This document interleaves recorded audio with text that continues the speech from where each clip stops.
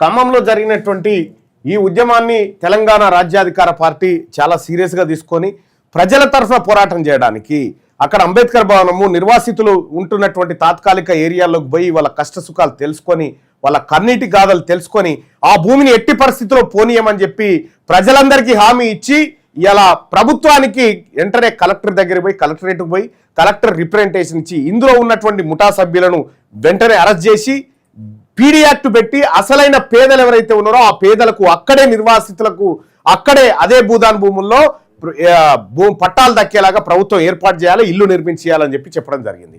అయితే రాష్ట్ర ప్రభుత్వం నేను ఇదే అంశం పైన మంత్రుల తోటి మాట్లాడడం జరిగింది. మంత్రులతో మాట్లాడి రిక్వెస్ట్ చేసిన అన్నవాళ్ళు పేదవాళ్ళు వాళ్ళకి అక్కడే దక్కాలనేటువంటి విషయాన్ని క్లియర్గా చెప్పడం జరిగింది. చెప్పినటువంటి సందర్భంలో వాళ్ళు కూడా సానుకూలంగా స్పందించి అక్కడే ఇక్కడ ఇవ్వడానికి ఏర్పాటు చేస్తున్నాం మల్లన్న గారు అని చెప్పి చెప్పడం జరిగింది. ఇక్కడే ఏర్పాటు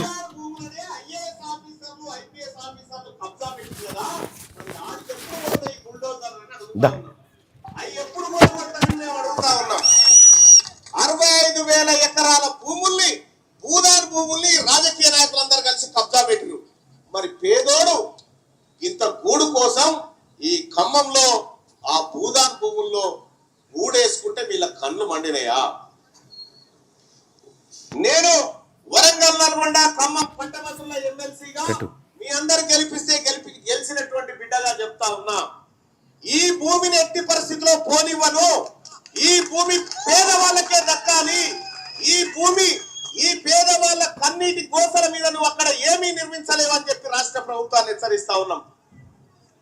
చూసుకుంటాం, మేము కూడా కడుపు మాడినటువంటి బిడ్డల పక్షాన నిలబడడానికి మేము సిద్ధంగా ఉన్నాం. ఈ యుద్ధంలో మేమా మీరా తేలిపోవాల్సినటువంటి అవసరం ఉంది. ఈ యుద్ధంలో అంతిమంగా గెలిచేది మేమే, పేదవాళ్ళమే గెలుస్తాం. అవసరమైతే ఈ 62 ఎకరాలు వదిలితే వదలండి, లేదంటే పక్కనున్న ఈ భూమిని వదిలితే వదలండి, లేకపోతే పక్కనున్న కలెక్టరేట్ ను కూడా కబ్జా పెడతామని చెప్పిన. సో ఆ రకంగా రాష్ట్ర ప్రభుత్వం మిగతా ప్రజా సంఘాలు మిగతా సంఘాల అందరి ఒత్తిడి మేరకు ఇలా తలొద్దింది. కోడి పిల్ల నాడగమ్ముతాడు ఇవన్నీ చెప్పిండు. ఆయన కట్టియలే, ఆయన కట్టియకపోగా మనం కట్టుకున్నటువంటి జాగాలో బుల్డోజర్ను పంపించిండు గతంలో. ఇక ఈయన ఆ దరిద్రం అట్లుందని చెప్పి ఈ దరిద్రాన్ని తెచ్చుకున్నాం, ఈ కాంగ్రెస్ దరిద్రాన్ని, రేవంత్ రెడ్డిని. ఈయన తెచ్చుకుంటే ఈయన ఏం చెప్పిండో తెలుసా? ఈయన ఏం చెప్పిండంటే, ముఖ్యమంత్రి కాకముందుకు ఏమన్నాడు అనుకున్నావు రేవంత్ రెడ్డి గారు? పేదవాడు కబ్జా పెట్టుకొని ఇంత ఇల్లు కట్టుకుంటే తప్ప, దాన్ని రెగ్యులరైజ్ చేయొచ్చు కదా అని చెప్పిండు. పేదవాడు ఇల్లు కట్టుకుంటే తప్ప, దాన్ని రెగ్యులరైజ్ చేస్తే తప్పే ఉంది, చట్టాలు ఉన్నాయి కదా, మార్చుకోవచ్చు కదా, జీవో నెంబర్ 58, 59 ఉన్నాయి కదా, మార్చుకుంటే తప్పేందని అన్నాడు. మరి ఈ మార్చుకుంటే తప్పేందన్న మొనగాడే ఇప్పుడు ముఖ్యమంత్రి అయ్యి అట్లా మారుస్తారని ఇల్లు కూడా కొడతా ఉన్నాడు. ఇగో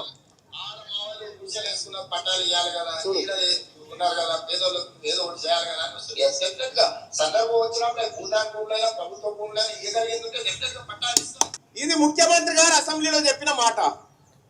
ఇవన్నిటినీ ప్రజాక్షేత్రంలోకి తీసుకుపోవడం జరిగింది. ఈ యుద్ధాన్ని ఎట్టి పరిస్థితుల్లో వదిలిపెట్టమని చెప్పడం జరిగింది. అదేవిధంగా రాష్ట్ర ప్రభుత్వంతో ఎప్పటికప్పుడు ఈ అంశం పట్ల మాట్లాడుతూనే ఉన్నాం ఎమ్మెల్సీగా. సో ఇవాళ రాష్ట్ర ప్రభుత్వం దిగి వచ్చి అక్కడ ఉన్నటువంటి అసలైన పేదలకు పట్టాలు ఇవ్వాలని చెప్పి నిర్ణయం చేసింది. మరి అసలైన పేదలు ఎవరు కాదు అనేది ప్రభుత్వం ఎట్లా నిర్ణయించింది? మరి 300 మందికి ఇస్తే మిగతా ప్రజలు ఎట్టుపోవాలి. కాబట్టి రాష్ట్ర ప్రభుత్వాన్ని డిమాండ్ చేస్తున్నాం, అందరికీ బేషరతుగా ఇవ్వాలి, అక్కడ ఉన్నటువంటి వాళ్ళందరికీ బేషరతుగా ఇవ్వాలి. ఇవాళ 3 గంటలకు నేను కూడా ఖమ్మం కలెక్టరేట్కి వస్తా ఉన్నా. ఈ 3 గంటలకు ఎవరైతే ఇంకా అన్యాయానికి గురయ్యారో వాళ్ళ పక్షాన్ని నిలబడతాం. ఈ పట్టాల పంపిణీ కార్యక్రమం ఏదైతే ఉందో పేదలకు దక్కాల్సింది, దాన్ని కూడా ఖచ్చితంగా సమర్థవంతంగా అందేలాగా చూస్తాం. ప్రజలారా, ఒకటి, తెలంగాణ రాజ్యాధికార పార్టీ పర్ఫెక్ట్గా ఒకే నినాదంతో వచ్చింది. నీ భూములు పోనీయా అని చెప్పింది. మీ భూములు పోనీయం, ఎంతవరకైనా తెగిస్తామనేటువంటి మాట చెప్పడం జరిగింది. ఆ మాట ప్రకారం ఇవాళ పట్టాల పంపిణీ కార్యక్రమం ఉంది. ఆ కార్యక్రమానికి మేము హాజరవుతా ఉన్నాం. నేను కొద్దిసేపట్లో బయలుదేరుతా. అట్లాగే మధ్యలో కూడా చాలా కార్యక్రమాలు ఉన్నాయి. తెలంగాణ రాష్ట్రంలో ఎక్కడ పేదవానికి ఆపద వచ్చినా తెలంగాణ రాజ్యాధికార పార్టీ నిఠారుగా నిలబడి వాళ్ళ పక్షాన పోరాటం చేయడానికి సిద్ధంగా ఉంది. ఇంకా ఇదే కాదు, సిరిసిల్లకు పోయినామన్న, సిరిసిల్ల కాడ ఒక కిలోమీటర్ కాలువ తవ్వడం కోసం ఒక పెద్ద పోరాటం 12 గ్రామాల ప్రజలు చేస్తూ ఉంటే అక్కడ ఉన్నటువంటి ఎమ్మెల్యేలు పట్టించుకోకపోతే ఇదే అంశాన్ని మంత్రి గారి దృష్టికి తీసుకుపోయి వెంటనే మంత్రి గారు కూడా తక్షణమే పూర్తి చేయడం కోసం చర్యలు చేపడతా ఉండు. అది కూడా త్వరలోనే కంప్లీట్ చేస్తాం. ఇది తెలంగాణ రాజ్యాధికార పార్టీ కమిట్మెంట్. ఇవాళ సూర్యాపేటలో మా నాయకుడు వట్టే జానయ్య గారు, ఆ తర్వాత మీ అందరం కూడా కలిసి అక్కడి ఖమ్మంకి వస్తా ఉన్నాం. మా మిగతా నాయకత్వం అంతా. ప్రజలారా, కలెక్టరేట్ దగ్గర 3 గంటలకు కలుసుకుందాం. రైట్, మీరు కొంచెం